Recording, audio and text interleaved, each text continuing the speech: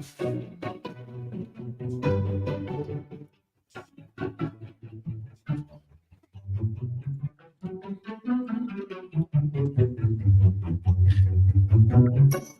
this is the right music. Yes. I knew it. I knew it.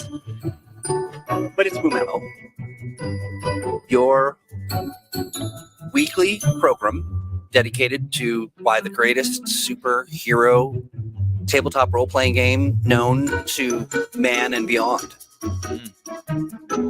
Yes. Today it's Valiant Adventures, Adversaries of the Valiant Universe. Now, I did some research on this. There's some crazy stuff that goes on.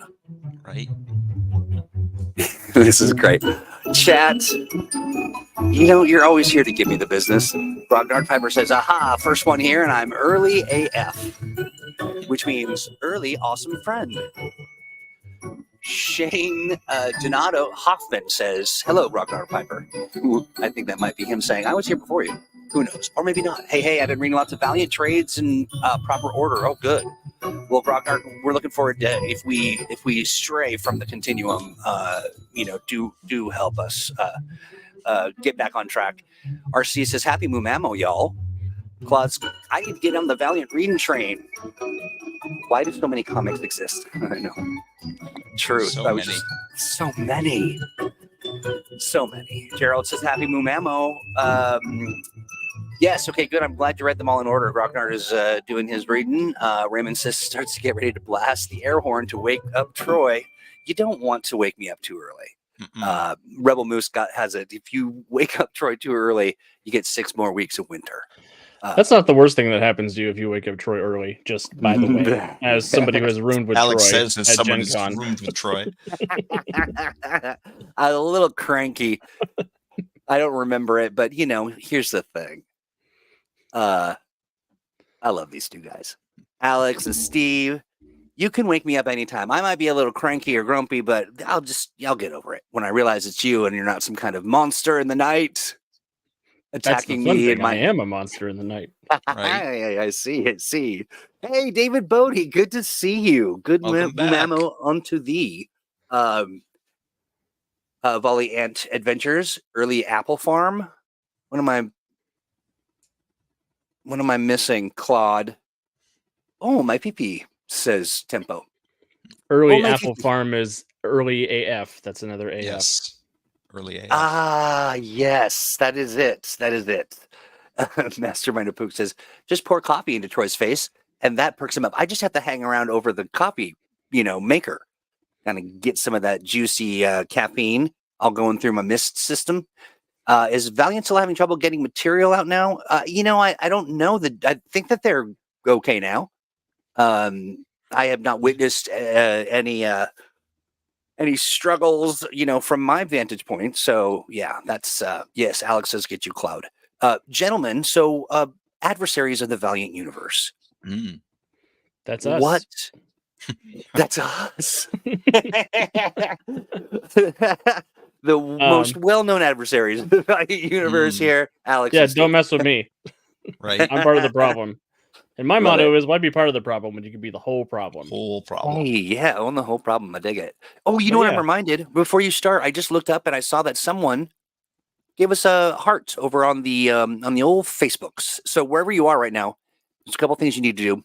Like, subscribe. If it's a heart, if it's I don't know, whatever it is, just give it to us. Right. Give them. We want them all. And then share the link. Post something on the old comment thread. Let us know you're there and ask a question, or share it with a friend, share it with a family member. Do all of those things and do them regularly, because that helps us feed the algorithm. So Troy, yes. Before we dive into the adversaries, I wanted to note for folks who haven't seen that we are previewing some of the Valiant heroes. Yes. Over on our website and on the Kickstarter. And folks can get a preview look at some of the major characters of the Valiant universe, along with the short Valiant views that I've written up talking about how those characters are designed in Valiant Adventures. So cool. Yeah, we just Yes, released Dr. Mirage is out today. Dr. Mirage. That's right. That's absolutely right. Yeah. And they look great, and it's really awesome getting to see Steve's process behind creating things. Yeah, absolutely. And it's process pieces that folks just love. They just eat them up. So check them out. Who's the first one? So Bloodshot was first. Yes. Yeah. Dr. Mirage was today. I understand that we have a different preview article, a non-Valiant thing coming out tomorrow. Yes. So the Valiant views will resume on Thursday, but we have a total of 6 of them coming out. So folks can keep an eye on the website and our social medias for all the announcements and previews of that. Yes, it also appears that Taylor Swift adopted a superb owl or something. Something like that happened this weekend, as I understand it. Yeah, the season finale of football was on. Good. Well, congratulations, Taylor. Okay, well, so Alex, Steve, adversaries. When I first thought of this, I thought, oh yeah, these are bad guys. These are no, they're just people at odds with each other, right? Well, yeah. Sometimes it varies. We talk about how the Valiant Universe is a little bit more complex, and sometimes it's not just good versus evil. Some of the adversaries in the Valiant Universe are very clearly evil, and we'll talk about a few of them. Yes. But there are also ones who have their own particular goals and agendas, and are a little bit more in the sort of gray areas so far as that goes. Yeah, that's one of the things I really enjoy, and why we didn't call this Valiant bad guys or Valiant villains, because there is a lot of there's a lot of ambiguity with Valiant's characters, and I think there is you have a lot of places to play as a GM, trying to find ways to convince your players, okay, maybe we could go with this person, or maybe we can go with this person. There's a lot of options to play with, which I think is a ton of fun as a game master. Indeed.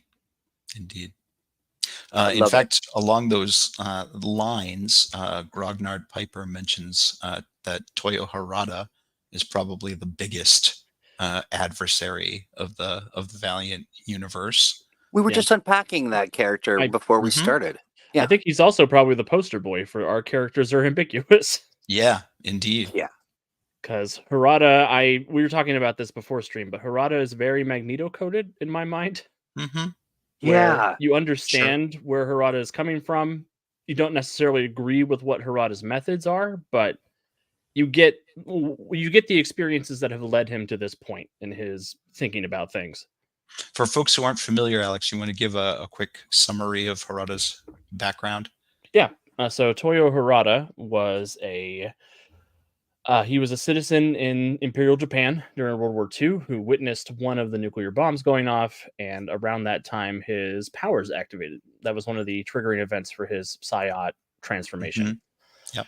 And ever since then, he has sort of traveled around, founding this amazing Harbinger Foundation as a cutting-edge technology industry, and creating a safe space, quote-unquote, for Psi-Ots and the like, as he goes and tries to activate more and understand the condition more often, and try to really create the world that he thinks is the best one possible for his people. Yeah, in the Valiant Universe, Harada is one of the 2 most powerful Psi-Ots, the other being Peter Stanchik, who is one of the primary protagonists of the Harbinger books. Yeah, and while Peter Stanchik is the protagonist, he also kind of sucks as a person a lot of the time. He has a lot of issues. Now, Grognard mentions that if he falls asleep outside of his isolation chamber, things go bad. What does that mean? What happens? It's complicated. So, I mean, I'm imagining such little beautiful moments as this. What is that? That is incredible. So Harada in a fight with Peter Stanchek, Peter Stanchek became too much for Harada to deal with, and he suffered something called a mind squall, which was like a huge psychic eruption that devastated every mind around him. Oh, and and if he isn't careful or isn't isolated, that can continue to happen again and again and again. Yeah, got you. Yeah. One of the things Sorry, guys, that I'm trying to they figure out what's going on. about with the powerful psiots is a lot of the drawbacks of being, amongst other things, a powerful telepath who can hear everyone's thoughts all the time. It's like, the internet, only 100 times worse. Oh, Yeah. I feel that. Yeah. Let me see. Here's another picture, I believe. Of course, as Alex pointed out, Toyo Harada was alive during World War II. So he's really old. And although he uses his psionic powers to maintain his vigor and to maintain an otherwise youthful appearance to the rest of the world, he's really old. So, and he gets really, really old too. Like, what I Yeah. like about Harada is he's sort of ever present in the setting. He's one of the rare connecting threads between a bunch of the different universes in the Valiant setting itself. Yeah. So he's sort of like that mega super businessman, sort of, like Kingpin-ish, or not Kingpin, but I'm thinking of, who am I thinking of? I'm thinking of Lex Luthor. Lex, Yeah. He definitely starts that way. He goes a little bit more towards like a Nick Fury unhinged at certain points. Like he was one of the founding members of their superhero team Unity until he went all power crazy and tried to take the exosuit for himself. Got you. Yeah. And he wound up founding a foundation zone for psiots to live safely on the coast of Somalia. Yep. So, you know what? That turned him from businessman into despot warlord. Yeah. Got you. And then you say that as far as a connecting thread, I mean, he's connected to everyone as either somebody they're trying to stop or somebody that he's trying to help, or like, what's that? Well, he's very widely influential. And so, his plans touch upon a lot of characters in the Valiant universe in one way or another. I see. Like Alex says, he ultimately, set the Unity team into motion. And ironically, sort of brought together the most powerful characters in the Valiant setting and ultimately made them sort of, allies. Yeah. And if I'm not mistaken, I think he turns up in New Japan also. Like, I think his longevity goes that far where he winds up being an issue for Rai. Some elements of his Harbinger Foundation show up in New Japan. Not Harada himself as such, but he definitely has his influence is definitely felt there. Interesting. Okay, and so now, and I really like his relationship with Livewire, who is one of the powerful psiots and one of the main members of Unity for a long time. Yeah, he was sort of her mentor, and I like that she doesn't completely abandon that relationship, but she sees herself as a check on him. Yeah, I like Livewire a lot, and she goes through a real journey from basically being his right hand to recognizing that his methods are immoral and flawed, and that although his vision of saving and safeguarding psiots is a worthwhile one, that he's going about it the wrong way, and she sort of tries to take up that mission in her own way and still makes her own missteps as far as that goes. She's cool. Yeah. Somehow they both wind up as enemies of the United States government. Right. All right, who's next on our list of Well, Adversaries. so we could go from the sort of morally gray Toyo Harada to the absolutely evil Master Darque, who has no redeeming qualities This guy whatsoever. is just a bad dude. Yeah. I mean, he's just cool. Is that a redeeming quality? He's real Right. cool, but boy, yeah, he's Nicodemo Darque has no like good qualities. no at redeeming all. qualities, right? None at right. all. None at all. He is an outright like evil villain. You know, like the stereotypical evil necromancer. You know, who was basically raised by he and his twin sister are raised by their abusive occultist father, basically to be a magical sacrifice to increase his power. Yeah. And they end up turning the tables, and Nicodemo, straight up murders him.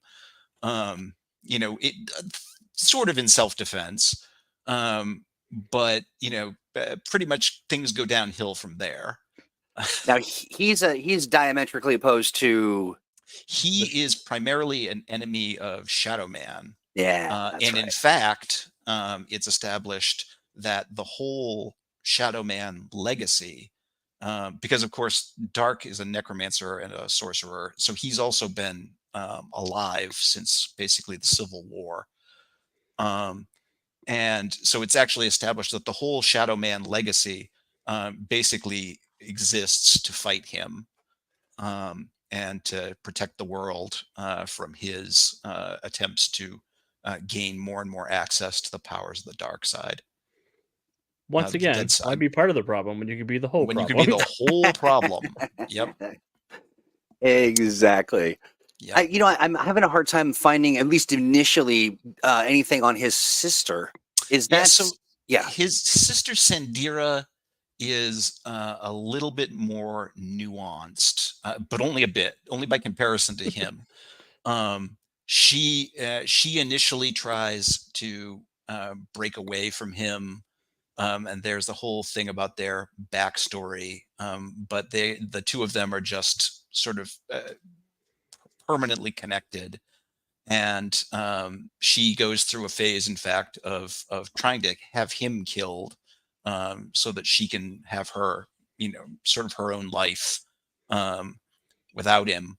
But she's in many ways just as dangerous as he is, and in a couple of occasions even more so, because she occasionally comes off as more reasonable, or at the very least a potential ally against him.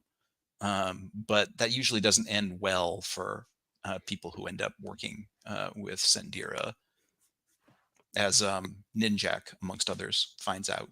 Oh, gotcha. Obviously, Ninjak has problems with her. Yeah. Awesome. Okay. Ninjak has two brains, and one of them is Neville Alcott. Yep. So I see that Ninjak is one of the. This is from one of the comics, one of the Ninjak comics. What is he? So he's out to basically just dominate the world. He just wants to. He's pretty much power hungry. His initial motivation is there's a repository of occult knowledge and power in the dead side called the Lyceum. And his initial goal is to gain access to it, which is difficult because the primary way you get into the dead side is you die. So initially it's all about basically gaining access to this forbidden knowledge, and then when he achieves it, the problem is he's trapped in the dead side, and it's all about basically breaking the walls between worlds to get back into the world of the living, and escape this sort of mystic exile. But yeah, it's basically all about power and control for guys like Darque. Got you. As far as that goes. So a question for you both then. Do we see, as we're talking about all of these villains and sort of more in the gray, not so much a villain, but maybe not the best guy or the best hero. Will we see them play like pretty big roles in upcoming content? I think so. I mean, we're talking a lot about this is material that is really central to the Worlds of Valiant book. And one of the things that we talk a lot about is the roles that various antagonists or factions can play, and basically, what you can do with them in your own Valiant games, as far as that goes. I dig that. Hey, Bulldogs, good to see you. Glad you're here. Yeah, and we have a whole section about a bunch of different organizations in the Valiant universe that are sort of in that sort of adversarial capacity to player characters, and what kinds of characters would be suitable targets for those agencies. Yep. Things like the Harada Foundation that we talked about, but also sort of the big nemesis of the Valiant universe, Project Rising Spirit, which comes up so much all over the place. Yeah, it does. Yeah, PRS is kind of the Hydra of the Valiant universe in a lot of ways, but even more sort of twisted. Yeah, and weird. Like they're very, very weird.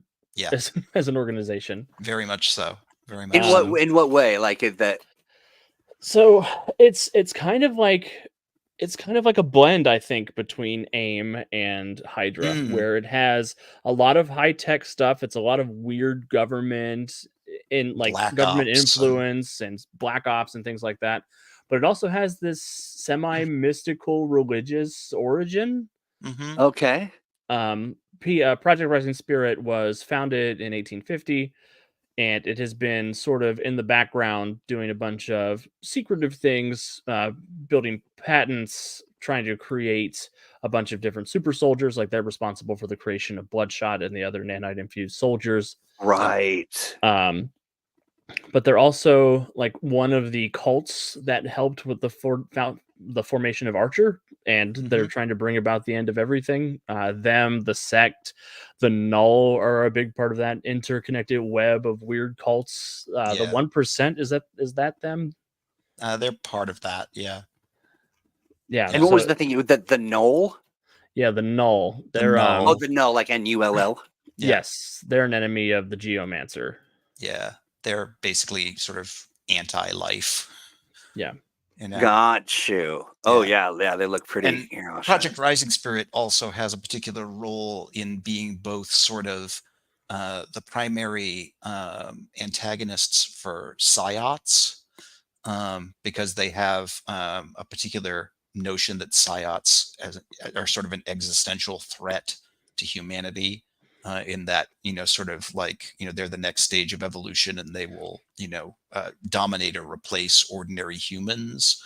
And at the same time, PRS has looked for ways to sort of weaponize psiots, and, turn them into tools that they can use. So they're responsible for Generation Zero, and kidnapping basically young psiots in order to try and turn them into child soldiers under their They're also control. responsible for the hardcore, and they are also responsible for the hardcore, which is a group of cybernetic enforcers who go after psiots. The hardcore are basically Project Rising Spirit's technological development to basically create artificial psiots. They're people who have brain implants that allow them to essentially download psionic abilities, and use them one at a time. And that makes them pretty effective psiot hunters, so far as that goes. So Simon mentions the young psiots like the pregens in the quick start. Yes, absolutely. That scenario in Rook is actually based on the material from Generation Zero, which is a group of young Psiots who escape from Project Rising Spirit, and in fact later on are killed by Hardcore when Project Rising Spirit sends them to clear out the sort of Psiot revolution going on in Rook, which is just really sad. So Yeah. the setup in the Quick Start adventure Regeneration is based on the aftermath of that, and a way that Generation Zero might have safeguarded some young Psiots essentially by causing them to forget who they really are. Yeah, I think that's another great reason that adventure is a great jumping off point for a campaign, because you have that whole baggage from what happened before that you get to play with as a GM. Mm-hmm. Yeah. And if you want to make those connections to Project Rising Spirit and what happened with the Hardcore, you can do that. You can have Harada show up to be like, "Hey, I heard you're a bunch of Psiots who need some help. I can help you for a price." Right. If you want to, join my, sort of, kind of fascist, Psiot empire. So, do you know what the relationship is with Project Omen? Project Omen, I think, is the next step for Project Rising Spirit. Omen is a version or a spin-off of Project Rising Spirit that replaces them for a time, because PRS has a weird ongoing relationship with the U.S. government, basically. That they have been oftentimes sort of a secret black ops division, or at the very least sort of quietly supported by the government to do all of this research into superhuman powers and super agents and super soldiers, and they're sort of a deniable resource in that regard. And as the political winds shift, sometimes Project Rising Spirit is on the outs and they're basically a underground criminal organization. Other times they're more in close with the government and have a lot of connections. Yeah, there was that time they released a whole bunch of virus nanites into the civilian population to deal with the Psiots, and the government was like, "Don't do that." Yeah. I love it. They're like, then all of their assets were brought together by this guy called the Scarred Man, who created Project Omen out of that. Yeah. There he is. He is the Scarred Man. Let's see. Here's some comments. It's very like the Smoking Man from the X-Files, in my opinion. Yeah, he kind of like Smoking Man meets a little bit of the Rizzler. Let's see. Sean says, it's funny. I read the old Project Hardcore series. Never really read anything directly about Psiots, so they were the good guys. Yeah, I mean, that's the way the winds blow. Yeah, indeed. Gene says it's always hard to make a rogues gallery who makes sense for the heroes to be opposed to. Yeah. John says, since Valiant is a bit more realistic in terms of skills, are others such as science and medical treatment likewise more specialized by default? Yes, generally speaking.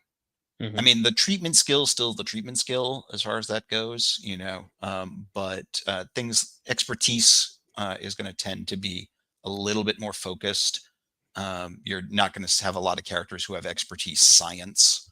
They're going to have expertise in a particular field or the like, more likely. Nice. Here's Tempo asked a question about what the dead side is like. Do you have thoughts on that? I mean, will there be adventures in the dead side? Oh yeah, absolutely. Yeah, there's a whole section in the Worlds of Valiant book talking about how to have adventures in the dead side. There's a whole chapter on the dead side for Worlds of Valiant that talks all about what it is and what the conditions are like there and how you get there, and all the terrible things that can happen when you're there, and all of those sorts of things. Cool. Okay, well there you go. I think from a like an environmental point of view, it's a little bit like the Upside Down in Stranger Things, where it's just sort of like a cold, dark reflection of the real world, quote unquote. Yeah, Yeah, in a lot of regards, and it has some very fantastical locations in it, Mm-hmm. and you really, it's one of those realms where almost anything is possible, so far as that goes. So there's a lot of options for what the game master can do with it, um, and there are definitely some inherent hazards to the dead side and extended visits there. Yeah, there's a monkey in a top hat Yep, who's pretty fun. Jaunty. Oh, fun. He's a Uh, great game master character. mm-hmm. I love that. It's also part of the dead side where dreams go to die, or where dead Yes, dreams there is wind the up. what Which there's the what some call the dream side, or the sort of realm of lost hope. Yeah, but basically where dreams go to die. Um, and joyous. it is unsurprisingly the domain of a demon. Sure. So Yeah. has a lot of fun adventure potential. Friends, I'd like to introduce you to Jaunty. There's Jaunty. He's so Hiya. jaunty. Hiya. What kind of accent do you think Jaunty has, Steve? I like to think that Jaunty has like a Cajun accent, but Mm, I don't know. I can't do that one. We gotta do a different Yeah, I one. can't do one. So, It seems like but Jaunty might have a few different forms.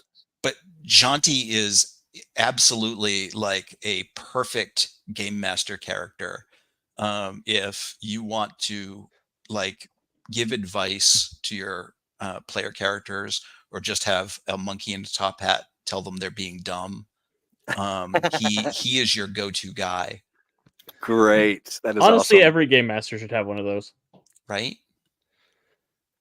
Oh, this I'm looking at some images of the dead side, and it's definitely evocative. It's Yeah, real cool. I think yeah. I like the dead side a lot. I think it's such a It, neat setting.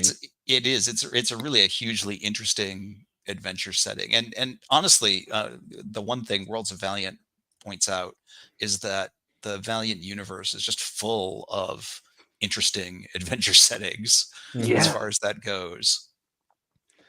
Yeah, yeah. You know what? That's into. Oh, this is a great. I'm going to share this in 1 second, but it reminds me a little bit of like H.R. Geiger kind Hmm. of biomechy Mhm. kind of. Yeah, Yep, it's really cool. yep, Yeah, there's a lot of weird places in the dead side. Like there's a yeah, lot of cool places. There's a lot of weird places. yes, That is awesome. Very cool. It's nice of them to include Leatherface down there in the bottom of this right. image. Really thoughtful. Yeah, yeah. A little. He shaved his head for the occasion, but Yeah, I do right. Yeah. I um, love that. Yeah. but that's the other thing is there are a lot of really cool Earth-based things and Hmm. Earth-adjacent things, but there's also a whole wide universe out there. Like if we get into space, there's a lot of fun Hmm. stuff up there where Exo Yeah. Manowar hangs out.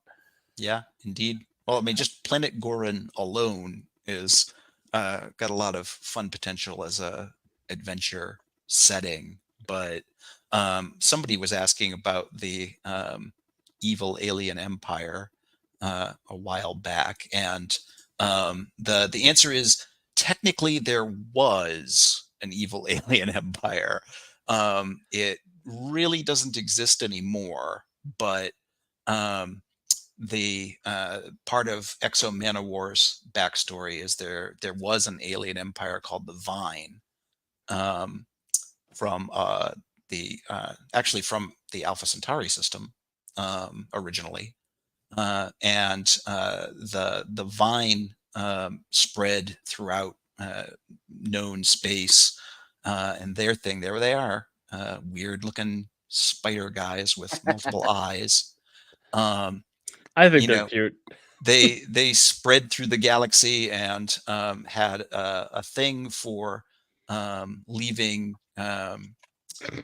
changelings, what they call plantings, on all of the planets they visited. The Vine would visit planets. They would abduct a bunch of slaves, and leave a bunch of these vine plantings behind that looked like the native life forms. Um, and the Vine are all telepathic, and basically share this sort of mental chat room that they can all communicate through. Aha. And that includes their plantings. So the vine are great sort of infiltrators. One of the elements of the vine on Earth has been that they've been infiltrating Earth's culture for hundreds of years, ever since the 600s, when the vine first visited. And so there are vine infiltrators, everywhere. And Interesting. they look just like ordinary humans, but they are still connected to this telepathic group mind, where they can communicate through. Yeah. And what I like about the that Vine is they explains. could do it both ways. They can do the secret infiltrator thing, but they also have like the big empire with the big spaceships and all that Yep, fun stuff with the to big face off spaceships with. and the giant walking mechs and all of that other great sort of space opera stuff. But the interesting part is that the Vine's homeworld was wiped out in Exo Manowar, and so their empire as such is largely gone. But the plantings still exist in all of these worlds, and and so they've started to sort of factionalize. And now there are Vine who are allied with Earth. And there are Interesting. Vine who think that they are going to take over and either seize control of the world or wipe humanity out. So there's a whole sort of range of possibilities going on with that. Now, are any of the There's a okay? Vine infiltrator who's an enemy of Faith named Sydney Pierce, who is part of the Yes, Faithless team that is up yes, against indeed. her all the time. Brought Yeah, I together was by Chris just Criswell, which I think is the dumbest name ever. Mm-hmm. I was just going to ask about any of these infiltrators, but that's Sydney. Yep. That's Sydney Pierce. She works with Chris Criswell and Mystery Mouse and who's the other one? Mystery Mouse. Mm-hmm. Yeah, or Murder Mouse. Sorry, Murder Murder Mouse Mouse and Dark Oh, gotcha, Star. gotcha. and Darkstar, who is an evil psionic cat. Oh, okay. Yeah, and Murder Mouse is a career criminal and practitioner of the dark arts who has access to dead side stuff. So Yep. it's a weird like blending of a bunch of different parts of the Valiant universe just to mess with Faith. Pretty much. I love that. And what is the cat named? Dark Star. Darkstar. Similar but legally distinct to Dexstar. Yes. And other murderous cats. Right. I see. All right. Yeah, like you said, designed and created as a part of what would drive Faith crazy. So there's Faith right there, Yep. dealing with some troubled cat. They call themselves the Faithless, which Faithless. I do sort of think of them as a jobber team of supervillains. They really are. They really are. Like, there's not a lot of those teams in this setting, but I like that they're a blend of a bunch of different parts of the setting, and they're not out to rule the world. They just want to ruin Faith's life. They just really want to ruin Faith's life. I mean, they sort of spun out of the Hollywood and Vine series that was Faith going up against a cult of vine plantings who were basically made up mostly of influential Hollywood producers. I see. Love it. Okay, so who do we have next? Trying to make sure I'm ahead of you guys, but I might not be. Is there anybody else on Planet Gorin you wanted to talk about, Steve?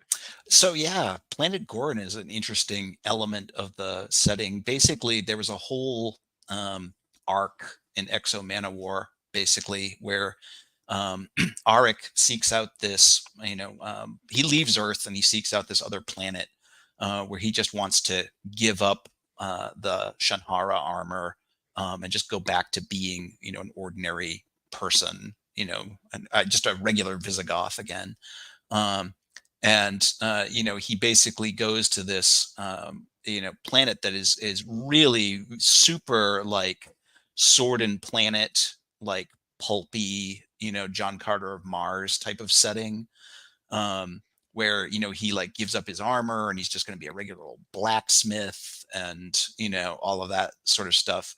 And Gorin is just this great, sort of planetary romance adventure setting where you have three different factions that are at war with each other, and a powerful planetary empire. And, just one of those great, sort of, like if you want characters wielding swords and axes, flying air cars through giant, towered cities on, daring commando raids.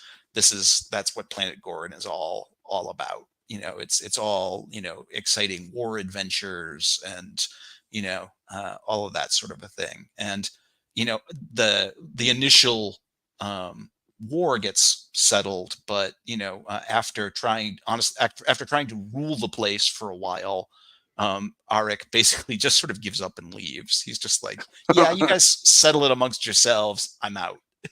This place sucks. I'm out of here. Yeah, I'm done. It's a bit of a theme with Exo Man of War. Kind of is, yeah. Sorry, I'm just looking at the different factions of Gorin. You've got the Azure, the Burnt, and the Cadmium. Yeah. Mm-hmm. And that's I think that's another one of the things that is really awesome about the Valiant Universe is you have a lot of choices as a game master for what kind of story you want to tell. Yes. Yeah. Very much so. Which I think lends itself really well to M&M because we can tell a lot of different kinds of stories with the M&M game engine. Yeah.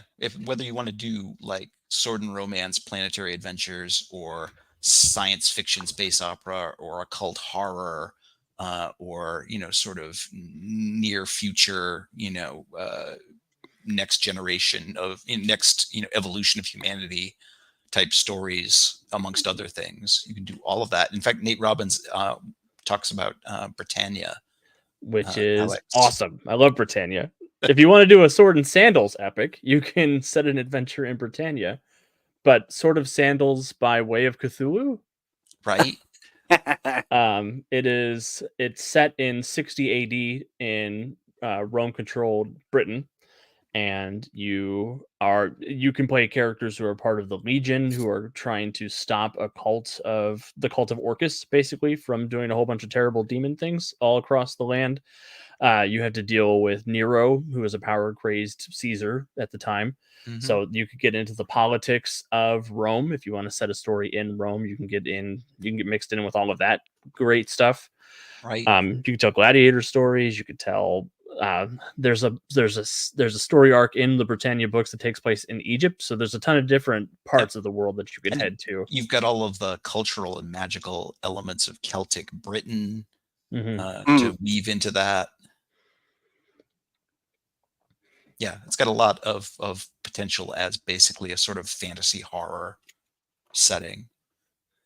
Yeah, which I think would be a ton of fun. I would love to kind of play. I would love to run that kind of game. Just a supernatural horror game set in ancient Rome. Yep.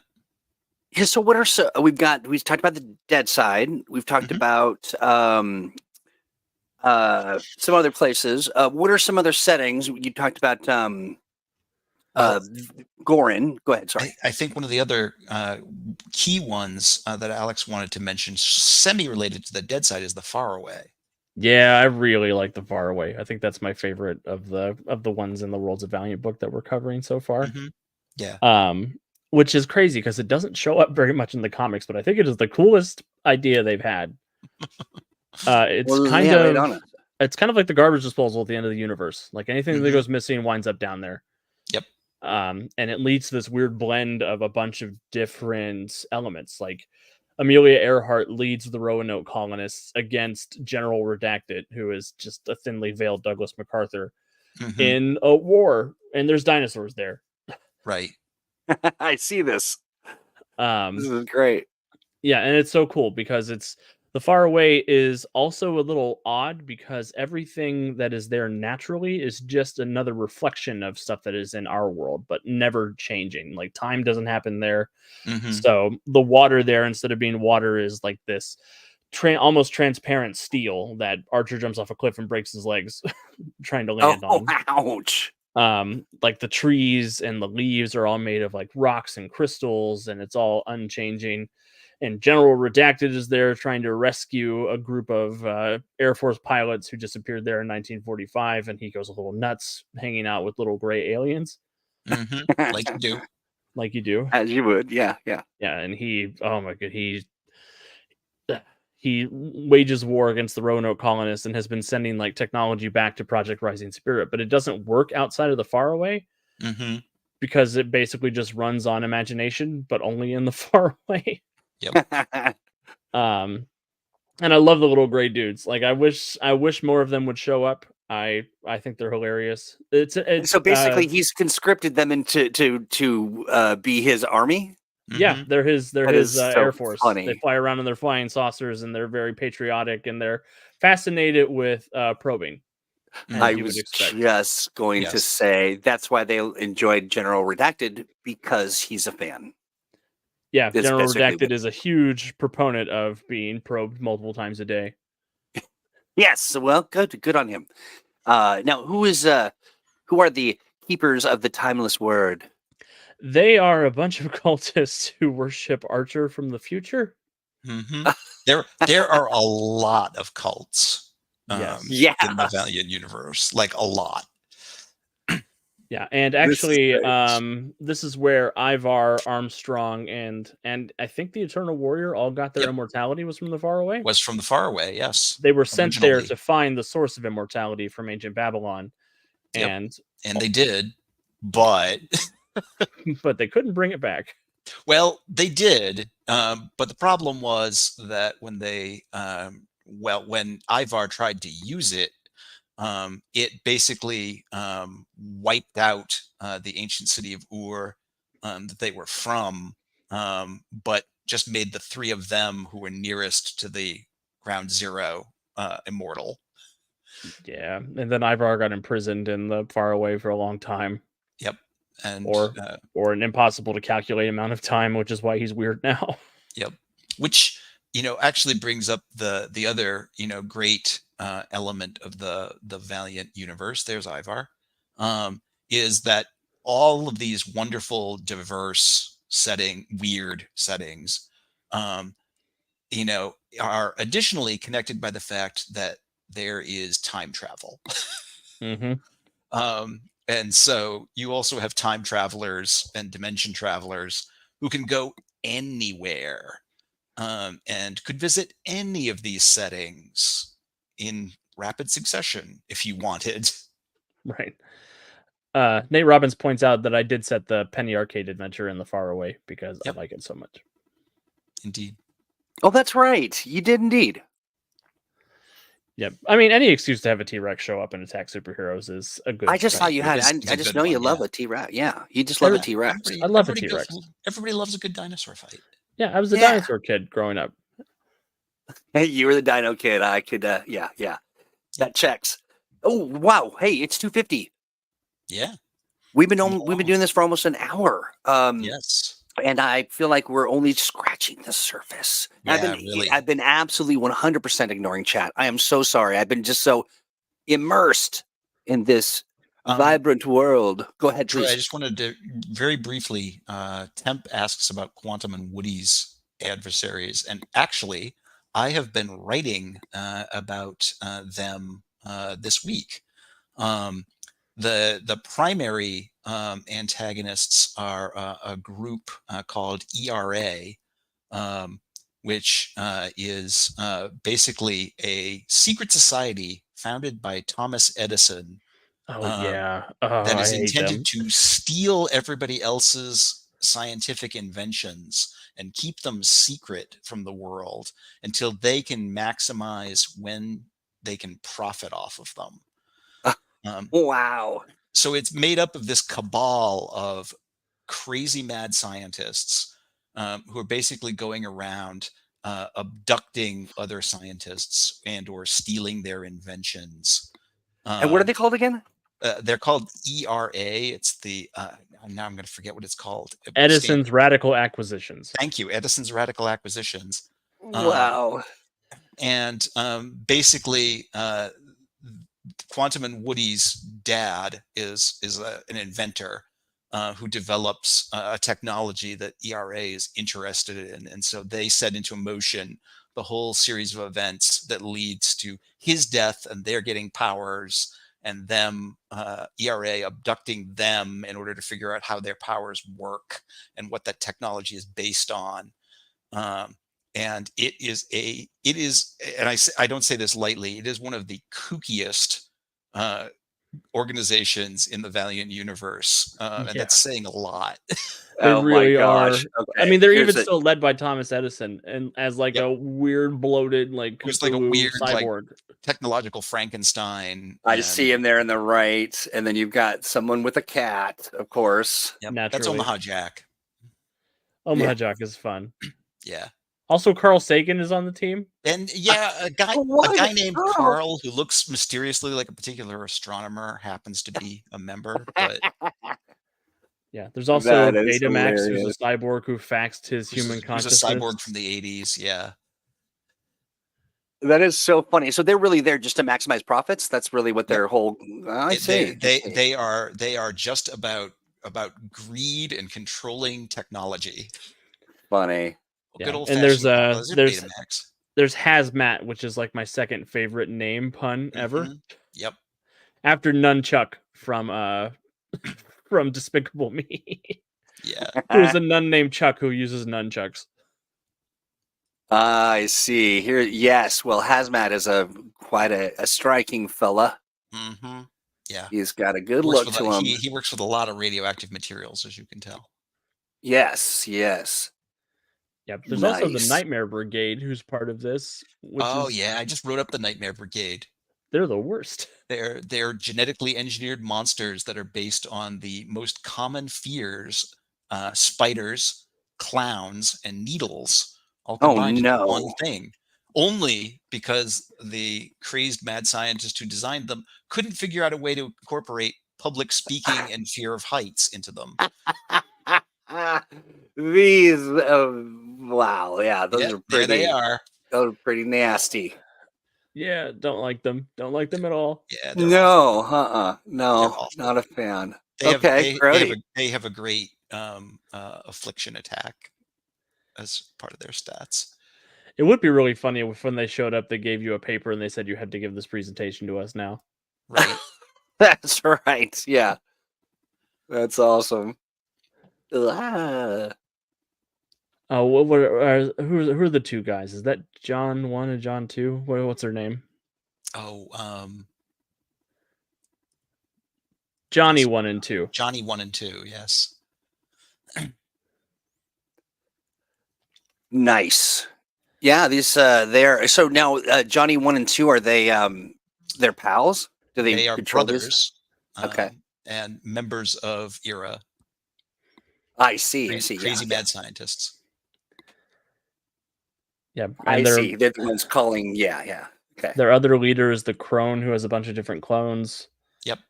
Including the 69th clone, who's just named 69 because whoever wrote Quantum and Woody is hilarious. Is 12. Yeah. It's 12. And that's the one that dated Woody, of course. Yep, of course. Oh, yeah. You would imagine. Yeah. Bonnie. Okay. Yeah, Professor Rex is not a character in the Valiant continuity. He's just a lovable T-Rex from the stream I did. Right. My players are like, why would we fight the T-Rex when we could befriend and turn it into a pet? Right. If not friend, why friend shaped? Right. Player characters, man. Exactly. Yeah, I'm having a hard time finding getting a lock on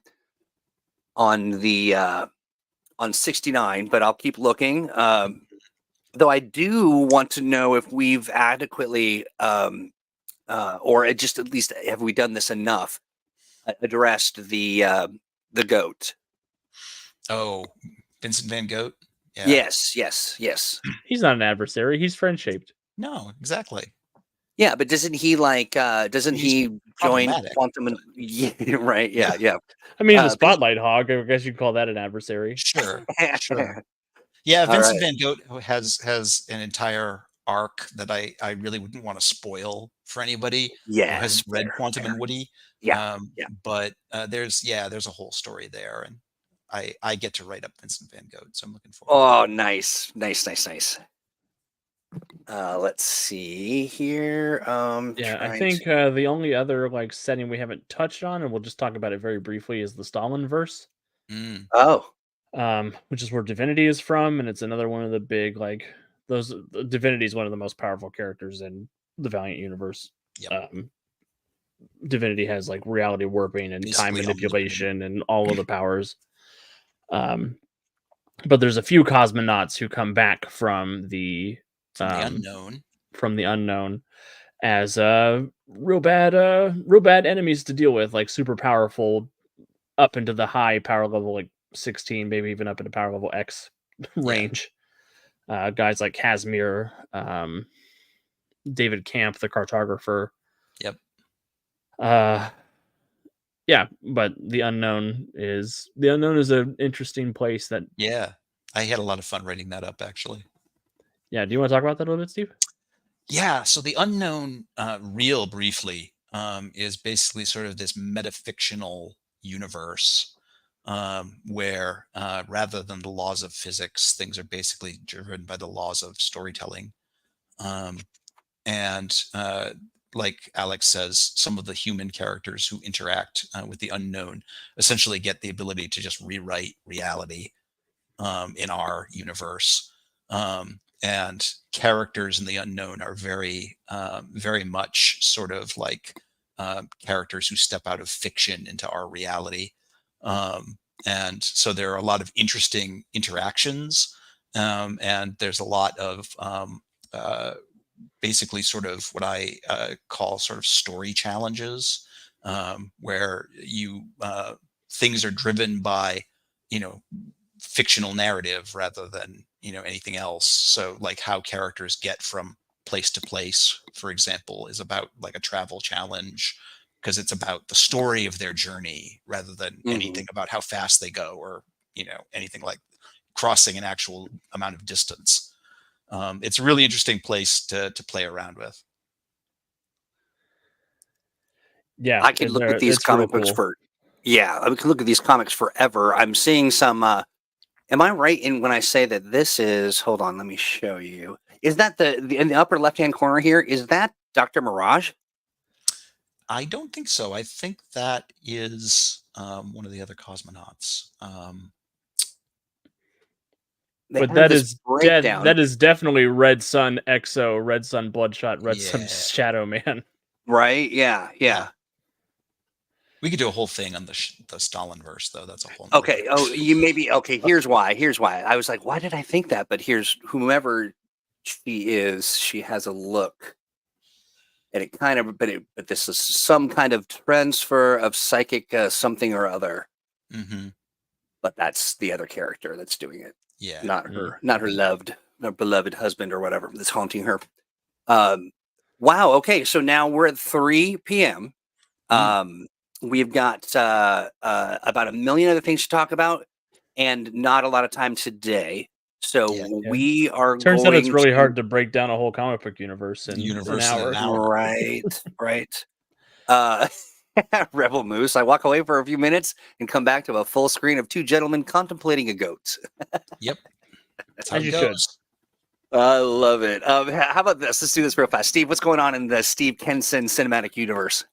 So, I mean, like I said, I'm right now I'm writing about a lot of Quantum and Woody's adversaries, and writing up ERA and researching Vincent Van Gogh and reading a lot of Quantum and Woody back issues and taking notes and things like that. I just finished up writing about the unknown for Worlds of Valiant, and we're proceeding full steam ahead with all of that for everything for the Valiant Kickstarter. Nice. Yeah, and that's the other thing too. We're going to be launching very soon some social stretch goals, and I think we might as well. I mean, I'm not ready right this minute with the links and things, but we will be here shortly, and then you'll be able to help us kind of bump the mids here. Yep. shortly. Well, to help bring some of our stretch goals a little more in reach. Yeah, exactly. And you will have the power. Alex, what's going on in Alex Land? I have moved into the Britannia section of the Worlds of Valiant book, so I've been doing a lot of for Rome and all that stuff, just yelling at my computer. A lot of Maximus Decimus Meridius, Commander of the Armies of the North, all that fun stuff. Nice. And yeah, I don't have a whole lot more other than working on that. Please get the word out about the Kickstarter, everybody. You know, Steve and I have been working like crazy making this book as awesome as it can be. We have some articles coming out this week to go alongside the Valiant Views, talking about the new GM journal, the new player handbook journal. And I think I'm going to write an article about ways that you could incorporate some Valiant elements into your Earth Prime games. I think nice. I've been making some connections while we've been chatting here for an hour. Yeah, there's some fun crossover potential. I was like, oh, it'd be kind of cool if like we combined Nether War with the Dead Side and found some way to send people over there. Or just little ideas like that have been percolating while we've been chatting. So I'm going to put together something about that. I dig that. And I also want to say to folks, maybe you are somebody who is really looking forward to getting in and doing some, preview of the of this whole business. We've got so many things cooking. I know that the Patreon, I just recently shared with them that we'll be making a transition to a new service, and I'll be sharing that information. Well, just hours away, I'm imagining. And then in addition to that, we are also taking some signups. Now, here's the deal.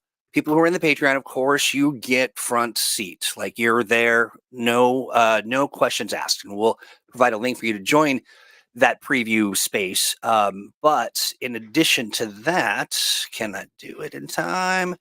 It is let's see.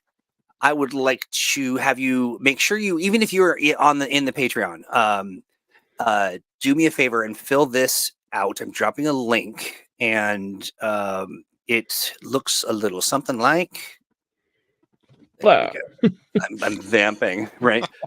Like this. Bam. And sign up for this even if you are a solo player. If you don't have a group at home, that's right. We'll be your feedback. Yeah, we will take the feedback. I myself will be running some actual plays in the Valiant Universe with these rules to try and get feedback especially from people who don't have groups to try this stuff at home with. I want to be sure that you have the chance to have a proper play test. Yeah, we'll be scheduling those sometime soon. Yeah, absolutely. When we say soon, we mean within a day or so. I mean, like it's that's how soon we're doing this. But the form itself, the Valiant Adventures game system preview form, asks if you're a GM, if you can GM for anybody, if you are a solo person who just wants to play, or you're just kind of hanging out wanting to get more information. That's okay too. But we'll be adding you to the Valiant Adventures game system preview event, and that will be again very, very soon. So fill that form out, share it with someone someone you think will enjoy or loves Mutants Masterminds and will dig this as well, and they like to share their feedback. We'll be here to receive it. Yeah.